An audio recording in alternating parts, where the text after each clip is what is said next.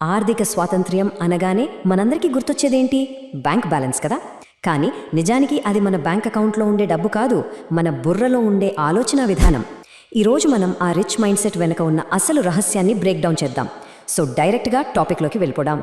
సరే, ముందుగా ఒక బేసిక్ ప్రశ్న వేసుకుందాం. అసలు ధనవంతులు లేదా పేదవారు అంటే ఏంటి?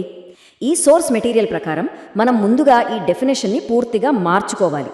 ఎందుకంటే నిజమైన సంపద అనేది మన జేబులో ఉండే నోట్ల కట్టలు కాదు, అది మన ఆలోచన. అవును, మీరు విన్నది నిజమే. డబ్బు అనేది ఒక తాత్కాలిక కొలమానం మాత్రమే. అసలైన సంపద అంటే ఒక స్టేట్ ఆఫ్ మైండ్, మన ఆలోచన విధానం.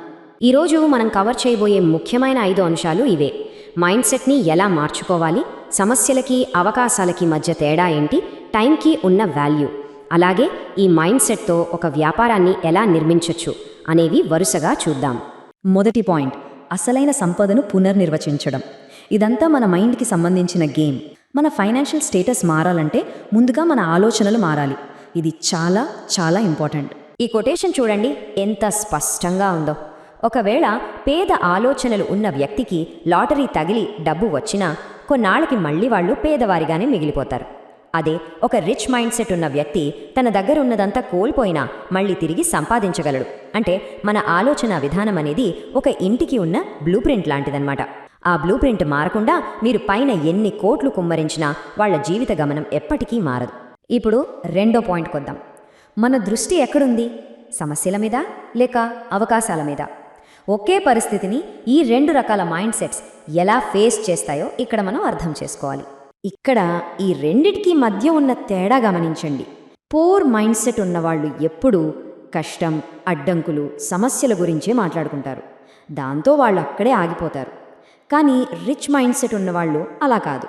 వాళ్ళు ఎప్పుడూ సొల్యూషన్స్, రిజల్ట్స్, అవకాశాల మీదే ఫోకస్ చేస్తారు. చూడటానికి చిన్న విషయమే అనిపించవచ్చు, కానీ నిజానికి ఇది చాలా పెద్ద డిఫరెన్స్ క్రియేట్ చేస్తుంది. మన ఫోకస్ ఎక్కడ ఉంటే రిజల్ట్ అక్కడే ఉంటుంది. సోర్స్ మెటీరియల్ ఇక్కడ పదే పదే చెప్తున్న పాయింట్ ఒకటే. సమస్యల గురించి ఆలోచిస్తూ కూర్చుంటే మరిన్ని సమస్యలే పుట్టుకొస్తాయి. అదే అవకాశాల మీద దృష్టి పెడితే విజయాలు వస్తాయి. మీరు దేని మీదైతే ఫోకస్ చేస్తారో మీ ఎనర్జీ అంతా అక్కడికే ఫ్లో అవుతుంది. సింపుల్ లాజిక్ కదా.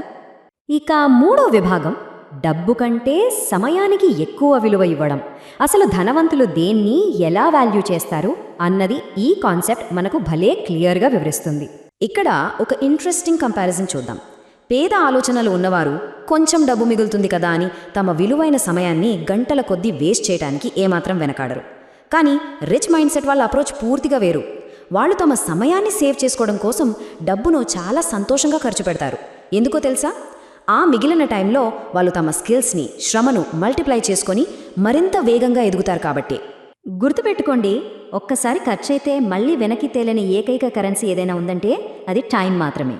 ఈ విషయం రిచ్ మైండ్ సెట్ ఉన్న వాళ్ళకి చాలా బాగా తెలుసు. అందుకే వాళ్ళు టీమ్స్ని, సిస్టమ్స్ని బిల్డ్ చేసి ఇతరుల టైంని కొనుక్కుంటారు. ఇది వినడానికి కొంచెం ఆశ్చర్యంగా ఉన్నా సక్సెస్ వెనుకున్న అతిపెద్ద సీక్రెట్ ఇదే. ఇప్పుడు 4వ పాయింట్, రేపటి కోసం నిర్మించడం, అలాగే మీ జీవితం మీద పూర్తి కంట్రోల్ తీసుకోవడం. పూర్ మైండ్ సెట్ ఉన్నవాళ్ళు ఎప్పుడూ తమ పరిస్థితికి, అదృష్టాన్ని, సమాజాన్ని లేదా ప్రభుత్వాన్ని బ్లేమ్ చేస్తుంటారు. ఎవరైనా వచ్చి తమని ఉద్ధరిస్తారని ఎదురుచూస్తారు. కానీ రిచ్ మైండ్ సెట్ ఉన్నవాళ్ళు 100% వాళ్ళ జీవితానికి వాళ్లే బాధ్యత తీసుకుంటారు. ఈరోజు వాళ్ళు చేసే పనులే రేపటి భవిష్యత్తును డిసైడ్ చేస్తాయని వాళ్ళు గట్టిగా నమ్ముతారు. భవిష్యత్తు అనేదేదో గాలికి, అదృష్టానికి వచ్చేది కాదండి. అది ఈరోజు మీరు, నేను తీసుకునే నిర్ణయాల రిజల్ట్. ఒక సాధారణ స్థాయి నుండి ఉన్నత స్థాయికి ఎదగాలంటే మన పరిస్థితికి వేరే వాళ్లను నిందించకుండా పూర్తి బాధ్యత మన భుజాల మీద వేసుకోవాలి. అదే అసలైన టర్నింగ్ పాయింట్. అయితే ఇదంతా వినడానికి ఒక మోటివేషనల్ స్పీచ్లా చాలా బాగుంది కదా. కానీ ఒక డౌట్ రావచ్చు, ఈ రిచ్ మైండ్ సెట్ ఫిలాసఫీని ప్రాక్టికల్గా బిజినెస్లో ఎలా అప్లై చేయాలి? దీనివల్ల నిజంగా రియల్ వరల్డ్లో సక్సెస్ ఎలా వస్తుంది? ఇప్పుడు అదే చూద్దాం. మన last and most important point, 5వ విభాగం, మానవ సంబంధాల వ్యాపారం. ఈ మైండ్ సెట్ని బిజినెస్ స్కేల్ చేయడానికి ఎలా వాడాలో సోర్స్ మెటీరియల్లో ఉన్న కొన్ని ప్రాక్టికల్ వర్క్షాప్ టెస్టిమోనియల్స్ ద్వారా అర్థం చేసుకుందాం. ఏ రిచ్ మైండ్ సెట్ను ఒక బిజినెస్కి అప్లై చేసినప్పుడు వచ్చే రిజల్ట్స్ చూస్తే మీరే ఆశ్చర్యపోతారు. కేవలం ఏదో ఒకటి అమ్మేసి చేతులు దులుపుకోవడం కాదు, అత్యంత నమ్మకమైన కస్టమర్లను తయారు చేసుకోవడం, ఇన్వెస్ట్మెంట్ మీద సూపర్ రిటర్న్స్ రాబట్టడం, and the most important thing, బిజినెస్ని ఆటో పైలట్ మోడ్లో రన్ చేయడం. అంటే మీరు లేకుండానే బిజినెస్ స్కేల్ అవ్వాలి. షార్ట్ టర్మ్ లాభాల కంటే లాంగ్ టర్మ్ వాల్యూ మీద ఫోకస్ చేసినప్పుడే ఇది సాధ్యమవుతుంది. ఒక వర్క్షాప్ పార్టిసిపెంట్ చెప్పిన ఈ పవర్ఫుల్ టెస్టిమోనియల్ చూడండి.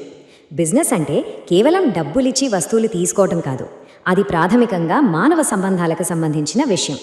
ఎప్పుడైతే మీరు కస్టమర్ మనసుకు హత్తుకునేలా మీ సర్వీస్ ఇస్తారో అప్పుడు మ్యాజిక్ స్టార్ట్ అవుతుంది. బిజినెస్ స్కేల్ అవ్వడానికి సీక్రెట్ ఏదో పెద్ద ప్రోడక్ట్ తయారు చేయడం కాదు, కస్టమర్లతో ఒక ఎమోషనల్ కనెక్షన్ బిల్డ్ చేయటం. ఒక బిజినెస్ ఆటోపైలట్ స్టేజ్కి వెళ్ళడానికి ఇక్కడ క్లియర్గా 4 స్టెప్స్ ఉన్నాయి. 1, కేవలం సేల్స్ మీద కాకుండా కస్టమర్ సాటిస్ఫాక్షన్ మీద ఫోకస్ పెట్టడం. 2, వాళ్లతో జెన్యూన్ రిలేషన్ బిల్డ్ చేయడం. 3, వాళ్లకు గుర్తుండిపోయే ఒక ఎక్స్పీరియన్స్ ఇవ్వడం. ఈ 3 చేస్తే చాలు, ఆటోమేటిక్గా 4వ స్టెప్ అయిన కస్టమర్ లాయల్టీ మీ సొంతమవుతుంది.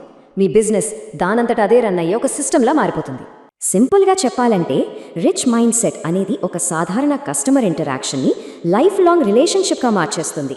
మీ బిజినెస్ మోడల్ సెంటర్లో మానవ సంబంధాలను ఉంచినప్పుడే మీరు అసలైన సక్సెస్ చూస్తారు అని ఈ విశ్లేషణ మనకు చాలా క్లియర్గా చెబుతుంది. సో మనం ఈ విశ్లేషణ ముగింపుకు వచ్చేసాం. ఈ మొత్తం డిస్కషన్ తర్వాత మనకు అర్థమయ్యే ఒక పవర్ఫుల్ రియాలిటీ ఏంటంటే సంపద అనేది అదృష్టమో లేక జాక్పాటో కాదు, అది మనం రోజు ఉదయం లేవగానే ఎంచుకునే ఒక ఆలోచన విధానం. మరి ఇప్పుడు ఆలోచించండి, భవిష్యత్తును మార్చుకోవటానికి మీరు ఏ మైండ్ సెట్ని ఎంచుకుంటారు? పేద ఆలోచన లేక ధనిక ఆలోచన? చాయిస్ మీదే. ఈ థాట్తో ఈ రోజుకి సెలవు తీసుకుందాం. మళ్ళీ మరో ఇంట్రెస్టింగ్ విశ్లేషణతో కలుద్దాం.